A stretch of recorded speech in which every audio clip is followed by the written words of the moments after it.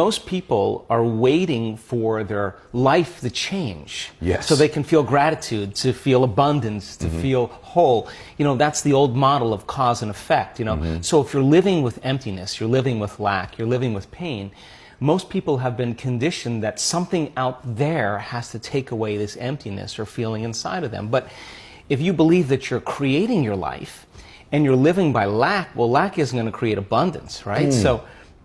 So then it makes sense then that you don't really actually create wealth, you generate wealth, you generate abundance. So the moment you start teaching your body emotionally what that future is going to feel like before it's made manifest, well, your body, as the unconscious mind, believes it's living in that future in the present moment. Now, it's a scientific fact that it's the environment that signals the gene, okay?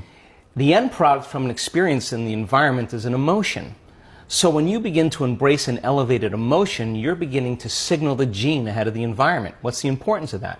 Well, genes make proteins, and proteins are responsible for the structure and the function of your body. And the expression of proteins is the expression of life. So by you creating an elevated emotion and teaching your body what that future will feel like before it's made manifest, your body's starting to live in that future reality in the present moment. Now here's the key.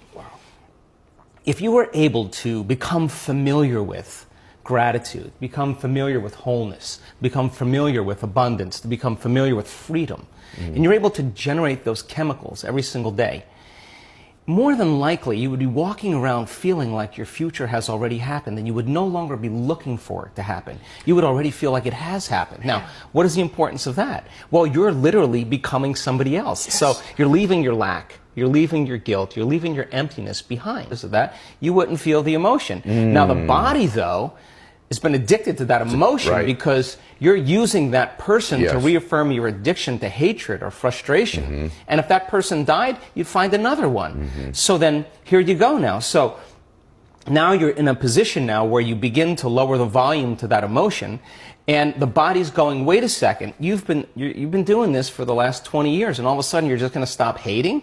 And if we teach a person then how to trade that frustration or that hatred for an elevated emotion, and they'll say, yeah, but you know, it was my ex's fault, or I got betrayed by my partner in business. Yeah, we know that. Okay, so let's take your partner in business or take your ex, let's duct tape them, put them in a cannon, and shoot them to the moon. Now what are you going to do? Sooner or later, you got to reckon with yourself and change, right? So then, teach a person then how to trade that emotion for an elevated emotion. Now, trade the emotion for an elevated emotion. Right. So you're going to give that up, and you're going to practice feeling gratitude, as an example. Yes. And the person says, well, I can't feel gratitude. And I say, absolutely you can, because you don't practice feeling it. You practice spending most of your time feeling hatred and frustration.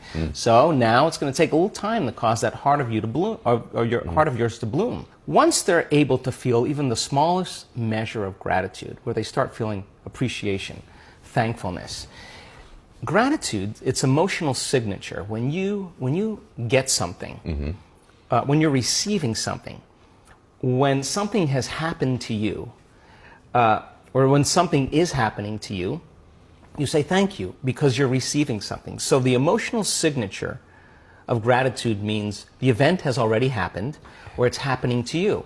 So the moment you open your heart and you feel gratitude, well, that emotion then is telling the body that the experience has already occurred. And the thought then can make it into the body because it's consistent with the thought. So now you're beginning to program into a very specific destiny. You got to maintain that modified state of mind and body your entire day, independent of the conditions in your outer environment, independent of your body's cravings of those emotions and habituations, and independent from time. And if you can, get ready, because something weird or unusual, some synchronicity, some coincidence, some opportunity is going to land in your lap.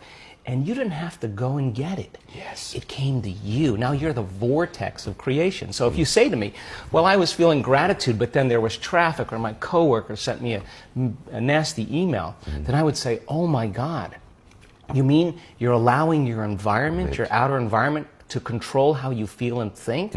You're back to the unconscious program that you're the victim to your life. You got it. But when you start producing those outcomes in your life, you're going to pay attention to what you did inside of you, and you're going to believe more that you're the creator of your life and less of the victim of your life.